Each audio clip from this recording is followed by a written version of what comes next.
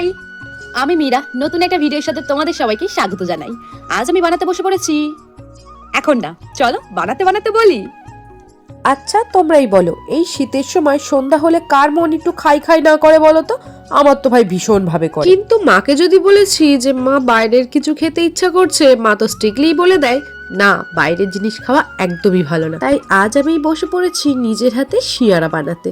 হ্যাঁ হ্যাঁ জানি এটা আমি খেতে পারবো না, তবে দেখে চোখের শান্তি তো করতেই পারি, কি বলো? যাই হোক, তোমাদের সাথে কথা বলতে বলতে আমার শিয়ারা তো একদম কমপ্লিট। চলো একটু শুকিয়ে আনা যাক। শুকানোর পরে তো এবার রং করার পালা, তাই আমি শিয়ারাগুলোকে একটা হালকা ঘিয়ে কালার করে নিচ্ছি। শিয়ারাগুলোকে হালকা ঘিয়ে কালার করা হয়ে গেলে এর উপর দিয়ে দিয়ে দেবো আমি একটা হালকা ব্রাউন কালার, যাতে আরেকটু অরিজিনাল দেখতে লাগে। তো চলো, আমার শিয়ারা তো একদম কমপ্লিট, ফাইনাল লুকটা দেখা যাক।